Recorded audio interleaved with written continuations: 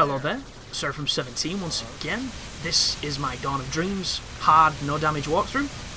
This is part 2 to the Red Demon. This is the Genma boss fight. Ugh. So in this game there are examples of graceful level design, graceful enemy design, graceful boss design, and it's all incredibly fun. In this game also there are examples of incredibly monotonous, tedious, and just how the hell did it make it into the game moments. And this is one of them. So this boss right now is a giant bug thing that can only hit you when you're in the middle of this area, slash if you get unlucky. And the strategy is watch and wait for him to do whatever the bullshit is he's doing, and then afterwards he'll leave an opening. If you attack him right now, he will hurt you. The only times you can really get decent damage on him as a melee fighter is after his laser attacks. One of them he sticks his ass in the ground and then does a random assortment of light pillars. The other one he does a cannon. This is the cannon right here. All of these moves can be blocked, which is what makes them even more frustrating. There's no real strategy to any of it because it's so damn simple. It just takes forever. So here's the opening. I do a helm splitter, I do a second helm splitter, and then I get out of there and I clip, which is fun. And this is the boss fight. This is literally all that is required of you. And it's one of those moments where if I'd have upgraded my weapon, I would kill him a lot quicker, but it would still be this. So even then, it's not good. It ain't. So here's the opening, put him on all out attack, you start attacking, and just pray you can deal a ton of damage and don't get greedy. Which is what I'm doing, and you might wonder why there's a giant red sword on my back that I'm not using. And I was wondering the same. For some reason, Soki has this weapon that can purify enemies, but it only gets powered up later on in the game. So you spend the entire time before that moment carrying a giant sword that is fundamentally useless. I know, it baffles the mind. Like, just imagine if you could hit this dude with both swords, maybe he would die faster. But yeah, your power is all about farming. I will only be farming once, maybe twice in this walk. That was a mistake just then. Goodness me, that was so lucky. Unfortunately, Tenkai did not have my luck. There are two weapons. One is called the Dainsleif? Dainsleif? I don't know how you pronounce it. It's the name of... It's some mythological name or folklore name that is always the name of a sword in RPGs. And it's no different here. And it is an incredibly powerful weapon you can get on Chapter 11. And I'm talking endgame powerful. And considering there's still 5 chapters left, or 6 chapters left, sorry, it's insanely powerful. Like, some example of the power. The weapon I was using before I got it in this walkthrough, at max upgrade, had 80 damage. This weapon, on level 1, had over 80 damage. That's how strong it is. When it's fully upgraded, it gives you, I think, 164. So, it's some serious upgrade of equipment. And there's only a handful of swords that are better than it. One of them involves going through the Dark Realm, which for some reason has changed from this 20-floor awesome gauntlet to a 100-floor gauntlet. Did I say 100? That sounded weird to me just then. 100-floor, that's better. Which, don't get me wrong, it's really fun because it's nothing but combat, but 100 floors? Give me a fucking break, guys, that takes forever. And there's people that A, will not have the skill to do it, and B, the patience nor the time. So I don't want to do it, even though I do get a weapon with 300 attack, which will no doubt make the last boss and the boss that I'm most worried about an absolute joke. So the options left to us are the sword that you get for 50 floors of the Dark Realm, which I can't be asked to do either, or the Bismarck, which I farmed this on my first playthrough. It took about 4 hours.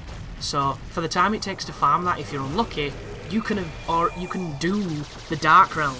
So it's this catch-22 of I can use the sword that I've just got on the part of the walkthrough I'm up to, where I know I will not be able to damage the boss significantly enough so that the third orb comes in play and starts messing things up with electricity, making the no damage run very, very difficult.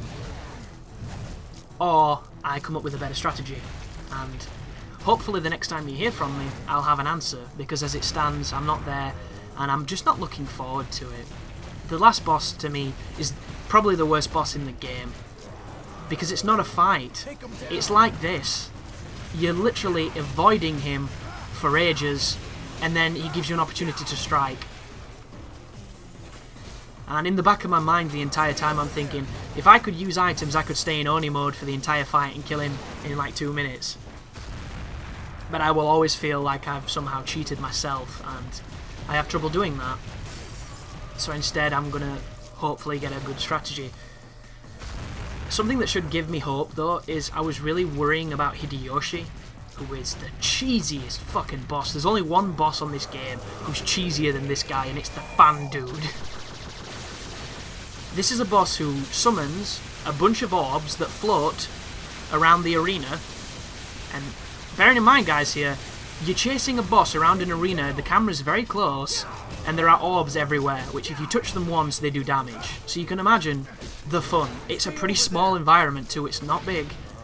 And he can do spells at you while these balls are bouncing everywhere. So it's just this clusterfuck of keeping your eye on everything, slash committing to doing damage, slash he's running away from you the entire time. And it was a nightmare on the first playthrough. But when I was recording, I noticed something, and I found a loop for that boss. So a boss that was originally, you know, really intimidating, really obnoxious and frustrating, I looped. And I looped by doing 4 presses of the square button, 1 triangle, move away, move back in, 4 presses of square, 1 triangle, move away, move back in, and you will loop him before the balls have chance to electrify you. And it was beautiful. Now I need to find the equivalent for the last boss.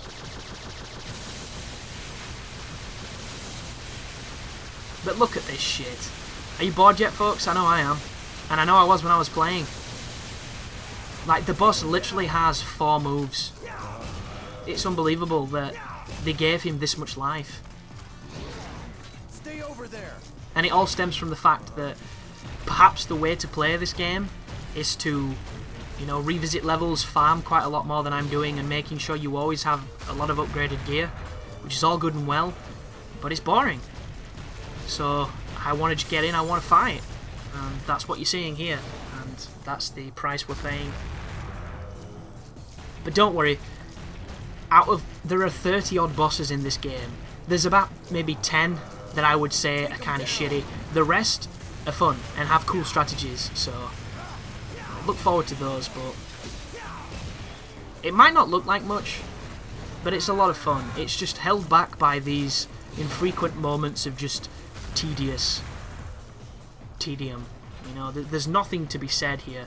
It's a cool looking boss, it's a cool idea, but it has far too much life, it lasts far too long, and it overstays its welcome.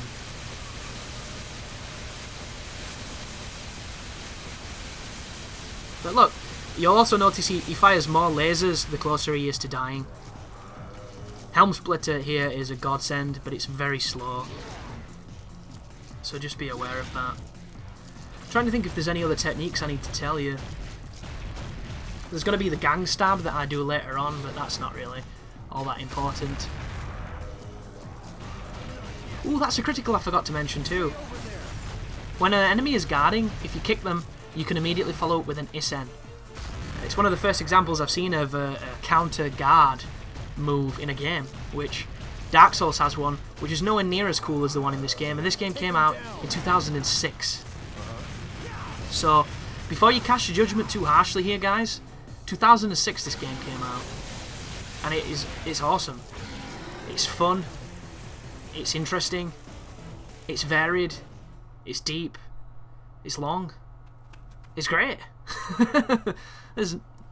I have no end of good words for this game. There are just unfortunate moments like that one. So thank you for watching, and you take care now.